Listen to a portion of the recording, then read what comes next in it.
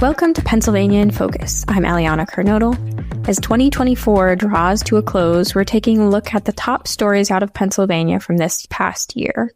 We'll discuss the election, major legislative accomplishments, and the U.S. Steel buyout. Joining me with more on these stories is the Center Square's Pennsylvania editor, Kristen Smith. Kristen, let's start with the election. It's hard to believe that there was any other story happening in Pennsylvania besides the elections, but as we all know by now, Trump won Pennsylvania, the largest of the swing states. Republicans also swept the statewide offices and maintained control of the state Senate. They did not flip the state House. Democrats retained a one-seat majority there. But perhaps the most contentious race of all was for U.S. Senate. Bob Casey Jr. lost to Dave McCormick. This was after 17 days of counting. They came within a 16,000 vote margin of each other. And Casey, who has a very historical legacy in the state, not just from him, but also his father, who was a very famous governor from the late 80s and early 90s. So Casey losing to McCormick was quite the upset. But given the handiness by which Trump won the election, perhaps it's not surprising that McCormick eventually squeaked by. And so after 17 days, Casey conceded. They were actually in the middle of a recount during that time. And there was a lot of debate about, should he have pushed for a recount? Shouldn't he have just kind of quit while he was ahead and accepted the loss? There was even agreement from the media as soon as 3 days after the election that Casey could not win. And in fact, the AP called the race in McCormick's favor, and Casey still would not concede. So he took even longer than Kamala Harris to admit defeat. It was definitely an unforeseen way that he would go out of office. And it definitely, I think, was kind of the surprise element here in the election. Everyone thought that the race between Trump and Kamala Harris was going to be really tight and the one that was going to take a long time to determine. But nope, it actually came down to Casey and McCormick. And now the U.S. Senate is firmly in the control of Republicans for the first time in several years. And the lower chamber in the House has Republican control too. So in large part, thanks to Pennsylvania, because not only did we flip Casey's seat, but we also flipped several House seats.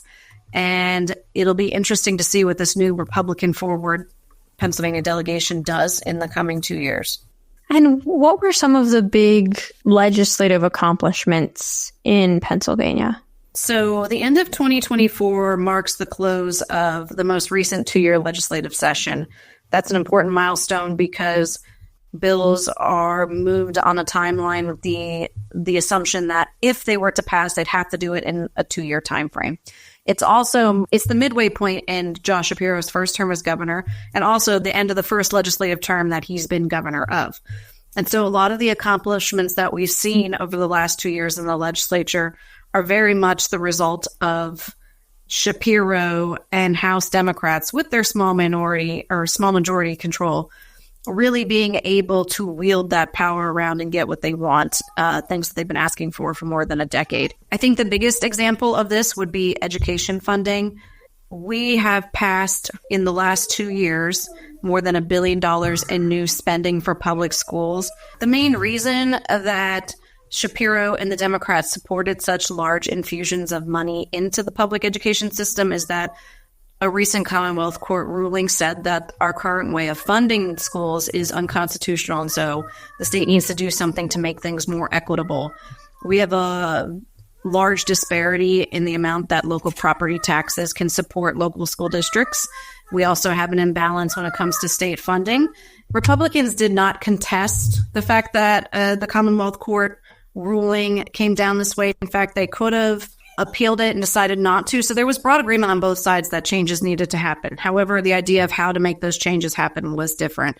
Obviously, Democrats wanted to put more money through a reconstituted formula that put a lot of weight on economic factors in poorer school districts, both urban and rural, that are really struggling as their tax base changes. Republicans would have liked to see, in addition to a more revamped formula, that we as a state would have put more support behind school choice. Josh Shapiro very famously is supportive of educational scholarships. And in fact, he had helped draft a program with Senate Republicans to start a program in Pennsylvania that would have done just that.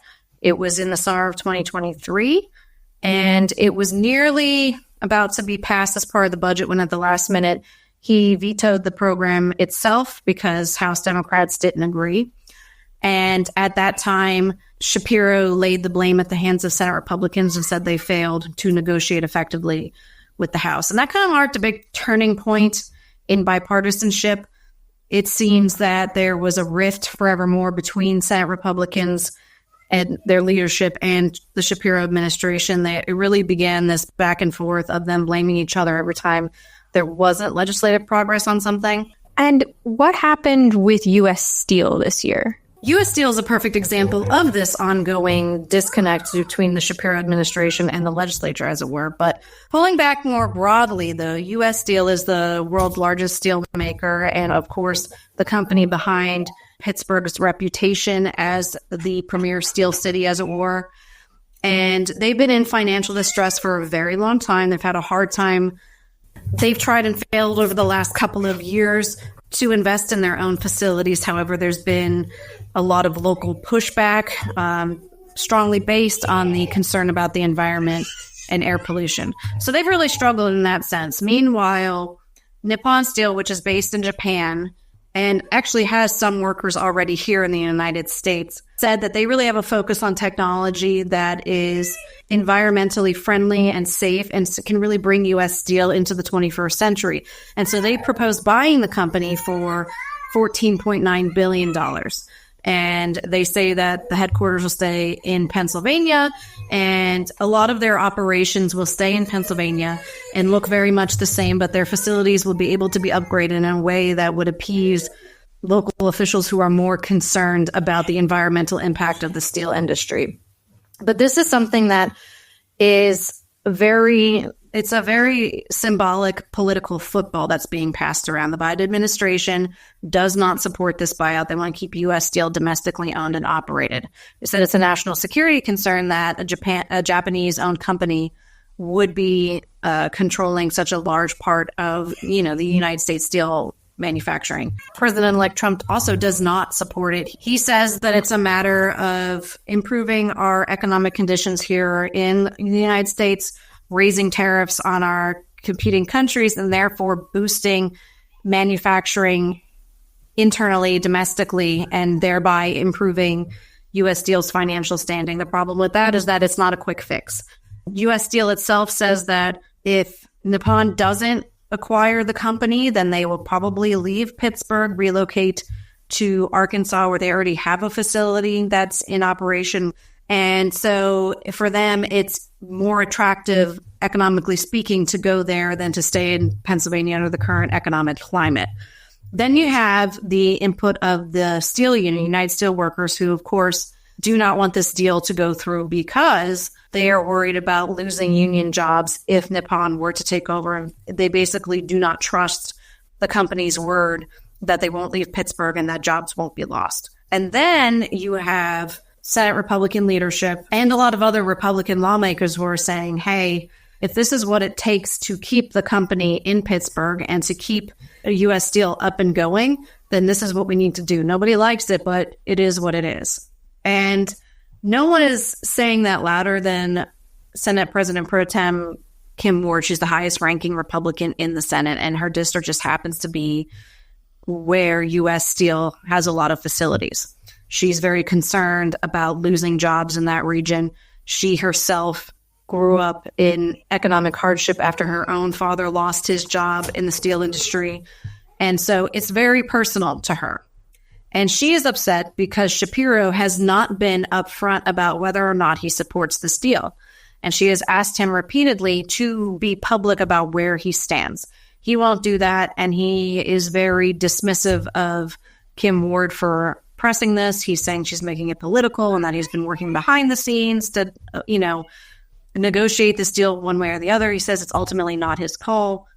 And, the center square has been told that that's basically not true, that he hasn't been as involved as he claims to be. So there's a lot of he said, she said there, but at the end of the day, it all depends on whether the federal government allows this deal to go through. And as of this point, both Biden and Trump have said they will block it if it comes to fruition. Well, Kristen, thank you for your insights on these stories. Listeners can keep up with these stories and more at thecentersquare.com.